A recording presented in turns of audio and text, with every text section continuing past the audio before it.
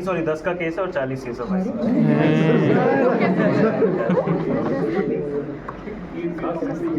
मतलब 10+10+10+10 ऐसे सब कुछ, ठीक है 10 का।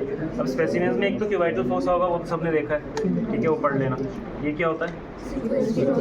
What is sequestrum?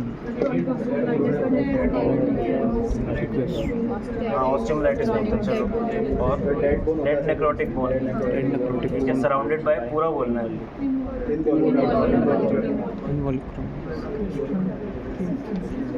तुम लोगों के लिए नहीं है भाई involve, surrounded by granulation tissue. अच्छा ये क्या होता है?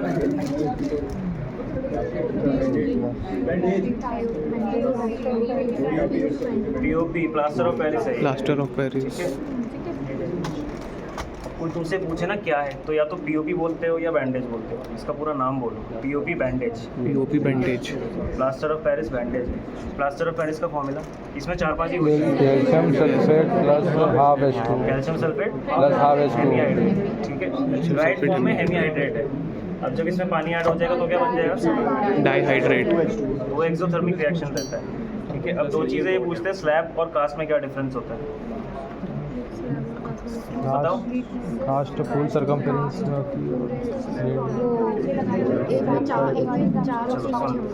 स्लैब क्या होता है?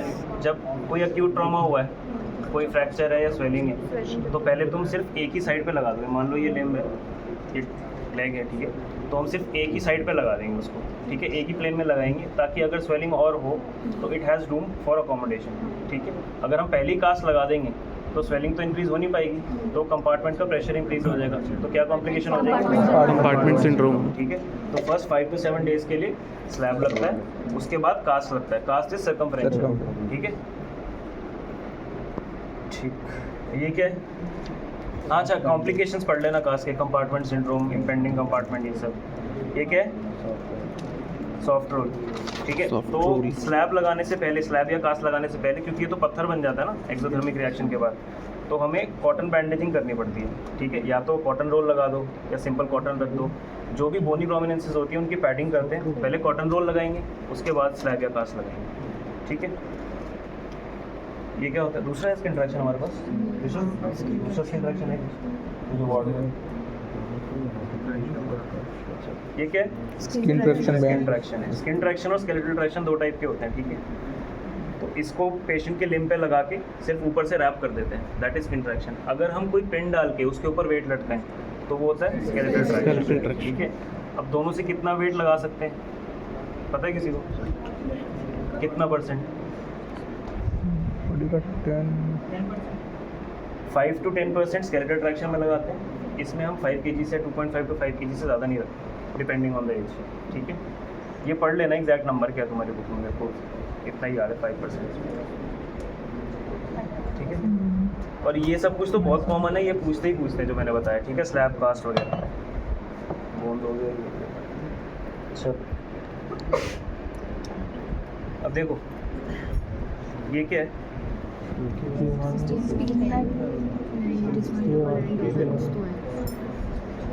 शांत और डेनहम्स पेन। और ये बताओ मुझे शांत और कुछ, ये के वायर है। अब देख लो 4 चीज़ें याद रखना इन पिन से। अगर एक छोटी सी पिन दे रखी है, दोनों साइड पे पॉइंटेड है, तो दैट इज के वायर। फुल फॉर्म के वायर की कर्शनर। ये वाला कर्शनर के है, कर्शनर वायर। अब एक और पिन है, एक साइड से ब्लंट है, एक साइड से पॉइंटेड है, स्टीनमैन्स पिन, ठीक है। शांत बताता हूँ, समझ गए? ये होगी स्टीनमैन पिन। अब एक साइड से पॉइंटेड, एक साइड से ब्लंट, और हाँ सिरेशंस है। Steinmann pin with serrations is Schanz pin, ठीक है। अब Steinmann pin with serrations in the middle, Denham's pin. अब इनका यूज़ क्या होता है? डेनहम्स पिन कहाँ यूज़ होता है? ऑस्टियोपोरोसिस।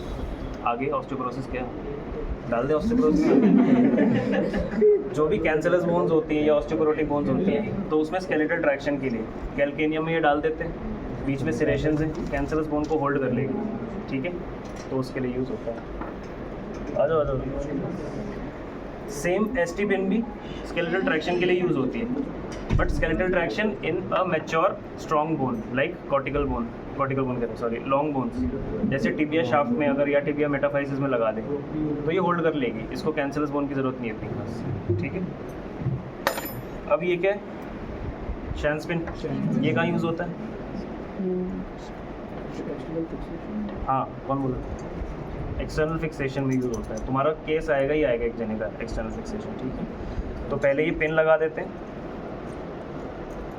बोन में ये पिन लगा दिया ऐसे हमने, ठीक है।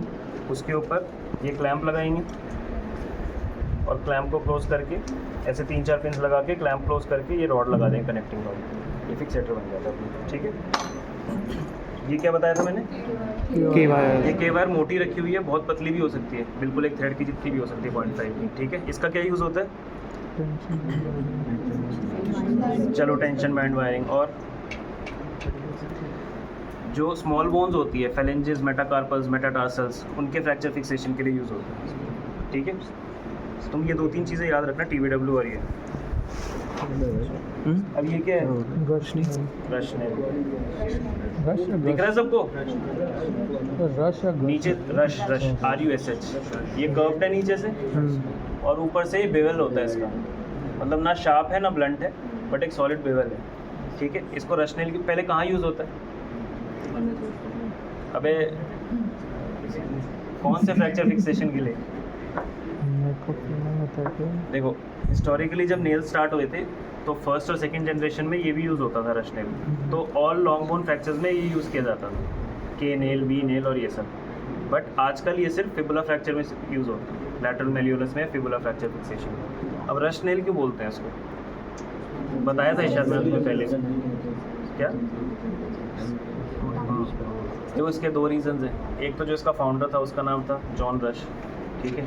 दूसरा है, क्या होता है कि रश नेल कब यूज़ करता है? जब सैल्वेज सर्जरी होती है कि हमने कोई केस कर दिया बट वो सेटिस्फैक्ट्री फिक्सेशन नहीं आ रही है और उसका इफेक्ट जा रहा है, एनेस्थीसिया इफेक्ट जा रहा है, तो हमें केस से बेल आउट करना है, तो क्या करेंगे? रश नेल डाल देंगे सीधा। इसका बेवल होता है, बस कैनाल में जाते ही अपने आप पाथ ढूंढ लेता है, ऊपर ठोकते जाओ इसको, ऐसे ही करते हैं हम फिबुला में भी, बस इस पर एंट्री बना के ठोकते जाओ, सीधा चली जाती है 10 मिनट, ठीक है। तो किसी भी इमरजेंसी प्रोसीजर में अगर हमें रश प्रोसीजर करना है, जल्दी ख़त्म करना है, तो ये यूज़ करते हैं, इसलिए इसको रश नेल बोलते हैं। इसके फाउंडर का नाम रश कपूर से भी बोलते हैं, कुछ भी बोलते हैं, ठीक है। हाँ, देखो बेटर ये है क्योंकि इसका जो बेवल है ना ये ब्लंट है ना पॉइंटेड है। अगर पॉइंटेड होगा तो हो सकता है अगर जल्दी जल्दी हम डालें कॉर्टिकल ब्रीच करके, ठीक है। मान लो मैंने यहाँ से नेल डाली अगर, और मेरी अगर डायरेक्शन ऐसी नहीं रही, ऐसे चली गई, तो वो तो बार भी कर देगी कॉर्टेक्स को, एक और नया हाइड्रोजेनिक फ्रैक्चर हो जाएगा, ठीक है। तो ये जो बेवल होता है ना, ये फ्रेश फ्रैक्चर होने से बचाता है। तो बिना सियाम के, बिना कुछ सोचे समझे अगर अंदर डाल के हम इसे ठोकते जाए ना, ये ऊपर चली जाएगी, इसलिए बोलते हैं इसको, ठीक है। आइडेंटिफाई कर लोगे रश नेल को? ओके, जैसी है।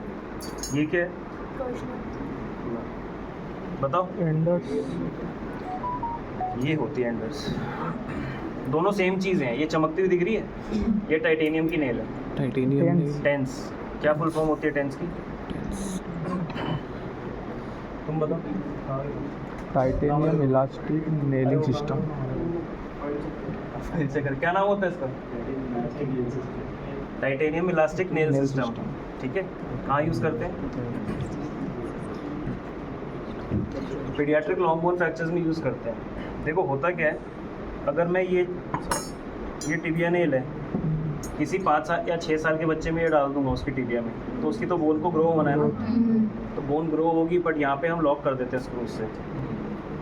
मैं यहाँ पे 2 स्क्रूज लगा दूंगा, नीचे 2 स्क्रूज लगा दूंगा, वो तो बोन को अपनी जगह पर रोक लेगी, तो बोन को वो ग्रो नहीं होने देगी, तो उसमें मिसमैच ग्रोथ हो जाती है, एक पैर में बड़ा हो गया, एक पैर में छोटा हो गया। अब ये इलास्टिक होती है टाइटेनियम, इसका यंग्स मॉडुलस ना देखो ऐसे मुड़ रही है, ये एंडर्स नेल है, ये नहीं मुड़ रही, बहुत जान लगेगी इसको मोड़ने के लिए, ये इजीली मुड़ जाती है, बेंड हो जाती है। तो जब भी बोन ग्रोथ होगी पीडियाट्रिक फ्रैक्चर्स में, तो ये उसको हैम्पर नहीं करेगा, ठीक है, ये मोल्ड हो जाएगा उसके साथ साथ। और इसका प्रिंसिपल क्या होता है? 3 पॉइंट फिक्सेशन होती है। 3 पॉइंट फिक्सेशन का मतलब क्या होता है? इसकी तरह इसमें होल्स तो है नहीं कि मैं लॉक कर लूँ प्रॉक्सिमल डिस्टल में, तो मैं क्या करूँगा, यहाँ से एंट्री बना के इसको डाल दिया पूरा नीचे तक, इसमें तो नहीं जाएगी, चलो पूरा नीचे तक डाल दिया, ऐसे यहाँ से यहाँ तक। सेम एक और यहाँ पे होल बना के मैं एक और ऐसे नेल डाल दूँगा, तो इसकी 3 फिक्सेशन हो जाएंगी। एक तो जो डिस्टल एंड है वो यहाँ पे फिक्स हो जाएगा, एक प्रॉक्सिमल एंड यहाँ पे फिक्स हो जाएगा, जो एक कर्व है वो इसके इस्थमस पे जो नैरोएस्ट पार्ट है उस पे जाके फिक्स हो जाएगा एक कॉर्टेक्स पे, और जो एक और हम नेल लगाएंगे वो ऐसे दूसरे कॉर्टेक्स पे फिक्स हो जाएगा। तो यहाँ पे पूरा डायमीटर बढ़ जाएगा, ऊपर हो गया नीचे हो गया, तो वो 3 पॉइंट फिक्सेशन हो जाती है। बोल हेलो, समझ गए टेंस का? 3 पॉइंट फिक्सेशन प्रिंसिपल है used in paediatric long bone fractures, ठीक। और ये सेम चीज़ है, एंडर्स नेल बोलते हैं इसको, बट ये स्टेनलेस स्टील की बनी है, इलास्टिक नहीं है पहली बात तो, ठीक है। बट प्रिंसिपल सेम है 3 पॉइंट फिक्सेशन का। ऐसी कर्व होती है, डालेंगे ऐसी 3 पॉइंट फिक्सेशन हो जाएगा। एंडर्स नेल की भी ये चीज़ याद रखना, यहाँ पे एक आई होती है, दिख रहा है ये लॉकिंग के लिए नहीं है। डालने के बाद इसको निकालेंगे कैसे, इसमें हुक फंसा के फिर खींच देते हैं, ठीक है। एंडर्स नेल और ये टेंस सेम होता है, बस मटेरियल डिफरेंट है। ये लॉन्ग पीडियाट्रिक फ्रैक्चर्स में यूज़ नहीं करते। ये क्या है? क्या लोअर ली तो शेप है, नेल का नाम क्या है? ये के नेल है, जो दूसरा के था ना कंसिडर, ठीक है। अब ये क्लोवर लीफ नेल है, ठीक है। इसका जो क्रॉस सेक्शन है वो क्लोवर लीफ होता है, जो मैं बता रहा था ना फर्स्ट जनरेशन नेल्स में, ये थी फर्स्ट जनरेशन। इसका प्रिंसिपल क्या था, बस लॉन्ग बोन फ्रैक्चर में यहाँ पे हम एंट्री बना के इसको सीधा सीधा डाल देते थे अंदर, इसमें नहीं सॉरी टिबिया में, यहाँ पे एंट्री लेके बस सीधा सीधा डाल देते थे, कोई लॉकिंग नहीं कुछ नहीं। ये क्या करता था, जो कैनाल है उसका डायमीटर को पूरा फिल कर लेगा, तो इसमें भी 3 पॉइंट फिक्सेशन हो जाएगा। यहाँ पे भर लिया ऊपर और नीचे, ठीक है। सेम प्रिंसिपल था, बस एक ही नेल में, कोई लॉकिंग का स्क्रू नहीं था। ये जो है ये आई है, अगेन उसकी तरह हुक डाल के निकाल लेते, ठीक है। ये आजकल तो बहुत कम यूज़ होती है, तो इसके यूजेस बताओगे, कोई बता पाएगा? 2-3 यूजेस। एक तो मैंने बता दिया लॉन्ग बोन फ्रैक्चर्स में होता था, आजकल तो नहीं होता। अब क्या करते हैं, जब हमें एंटीबायोटिक कोटेड नेल डालनी होती है ना, ऑस्टियोमाइलाइटिस है किसी को, वो मेडुला तक हुआ हुआ है, तो हम पूरा वॉश लेके इसके अराउंड एक सीमेंट पैंटल बना के पूरे को सीमेंट से कवर करके एंटीबायोटिक इम्प्रेग्नेटेड सीमेंट से कवर कर देते हैं। तो this is the best nail for that procedure, क्योंकि इसमें क्रॉस सेक्शन में दिख रहा है कितना सारा स्पेस है, इसमें पूरे में सीमेंट भर जाती है विद एंटीबायोटिक, तो वो एक सस्टेनेबल रिलीज ऑफ एंटीबायोटिक्स देता है। इसको एंटीबायोटिक कोट करके डाल देते हैं, ठीक है। तो आजकल तो मेन प्रोसीजर इसका एंटीबायोटिक कोटेड नेल के लिए यूज़ होता है, but it was also used for long bone fractures, ठीक है। ये है मॉडर्न जो नेल्स हैं हमारी। अब ये 3 रखी जाएंगी और तीनों तुम्हें आइडेंटिफाई करनी पड़ेंगी, ठीक है। ये क्या है, टिबिया नेल है, ठीक है। अब टिबिया कैसे आइडेंटिफाई करोगे, लंबी छोटी की बात नहीं है, हो सकता है सेम साइज़ की। ये बैंड दिख रहा है, इसको क्या कहते हैं, क्या हर्ज़ॉग्स बैंड कहते हैं, ठीक है। एक ये बैंड दिखेगा प्रॉक्सिमल लॉक्स का नाम हर्ज़ॉग्स बैंड, HERZOG,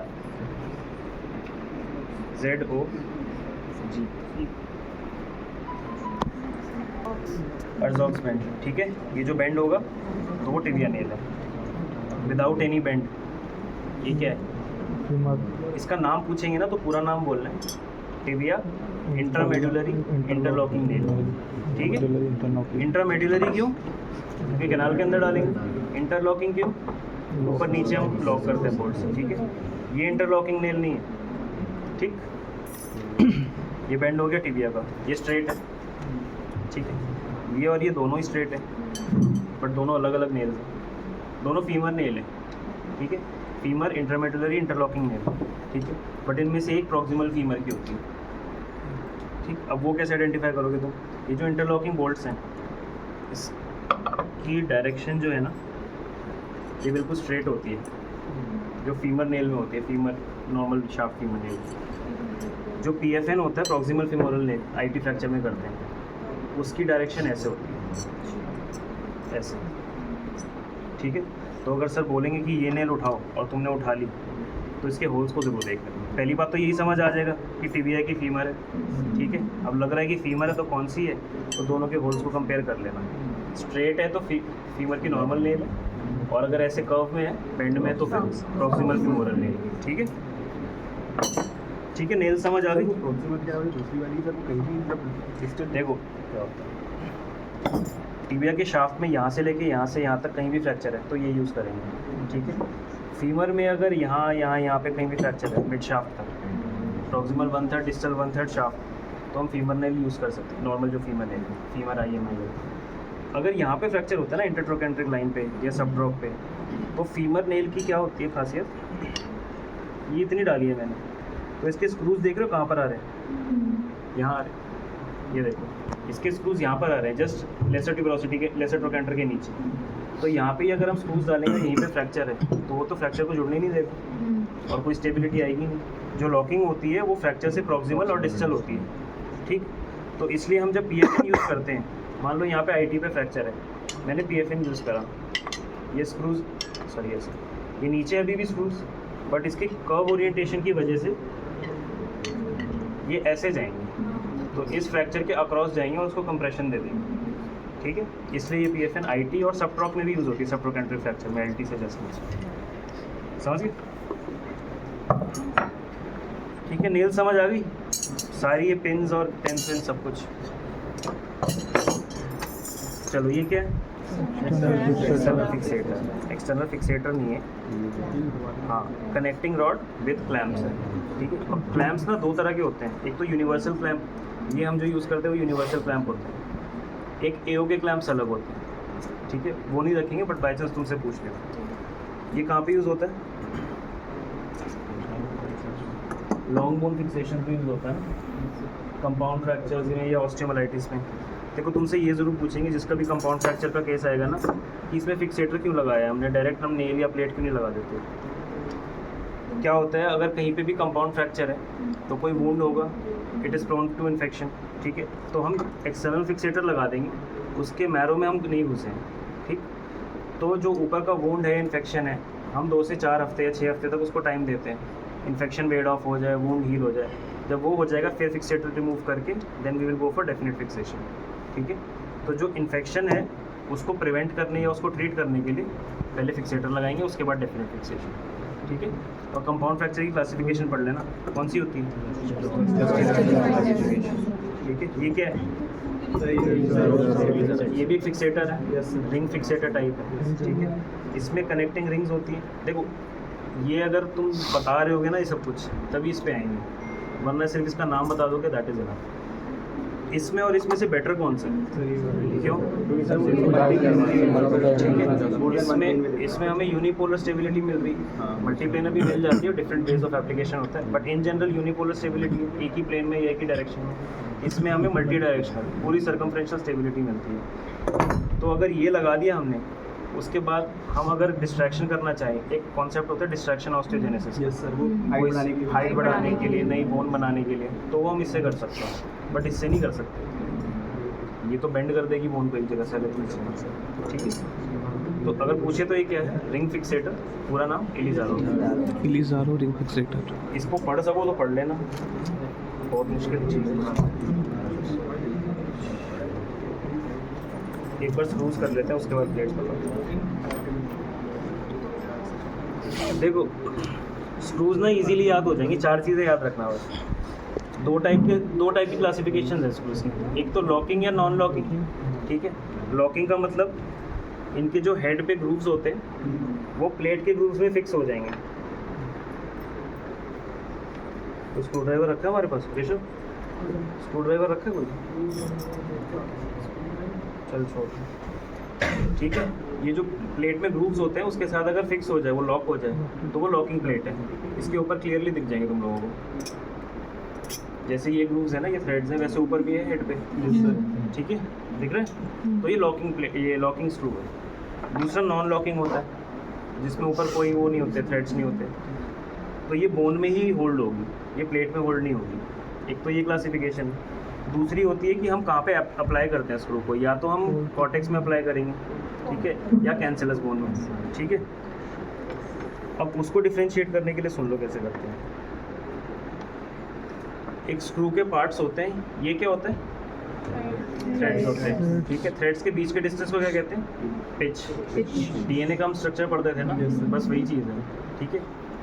अब देखो अगर कोई कैंसलस, जैसे मैंने डनहैम स्पिन में बताया था ना, इसके बीच में थ्रेड्स इसलिए हैं ताकि कैंसलस बोन में होल्ड ले सके, तो होल्ड कैसे होगा? ये थ्रेड्स है, इसके बीच में बोन की ग्रोथ होगी, ठीक है। अब थ्रेड्स ये हैं, एक ये थ्रेड है और एक ये थ्रेड्स है, किसमें अच्छी होल्ड हो जाएगी अगर हम बोन में डालेंगे तो? बड़े वाला क्यों होगा? इसमें डिस्टेंस ज़्यादा है, ठीक है, और इनका जो डेप्थ है वो भी ज़्यादा है, ठीक है। तो जिसमें भी पिच ज़्यादा होगी और डेप्थ ज़्यादा होगी इनके थ्रेड्स के बीच की, तो वो कैंसलस स्क्रू है। इन जनरल एक डिफरेंस होता है, ठीक है। ये दोनों कैंसलस स्क्रू है, ये कॉर्टिकल स्क्रू है। डिफरेंस दिख रहा है, ठीक है। दो स्क्रूज अगर रखे होंगे सेम साइज़ के तो आप कंपेयर कर पाओगे, ठीक है। तो ये दो क्लासिफिकेशन होती हैं, बस ये याद रखना।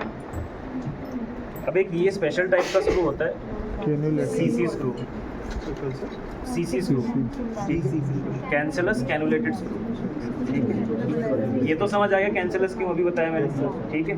कैनुलेटेड इसलिए क्योंकि ये अंदर से बिल्कुल खोखली होती है। कुछ है क्या डालने के? आपको दिख रहा होगा वैसे इसके बीच में होल है, जैसे ये है ना केनेल के बीच में, वैसे ही अंदर से खोखली होती है, ठीक है। तो इसमें कंप्रेशन के लिए या बोन होल्ड करने के लिए एक और वो है स्पेस, कि स्क्रू के अंदर भी बोन ग्रोथ हो सकती है, तो वो ज़्यादा अच्छा कंप्रेशन और ज़्यादा अच्छी स्टेबिलिटी आती है। ये वहीं पे यूज़ होता है, सिर्फ मेटाफाइसियल एरिया, ठीक है, जहाँ पे हमें अच्छा होल्ड चाहिए कैंसरस बोन। स्क्रूज में कुछ पूछना है क्या?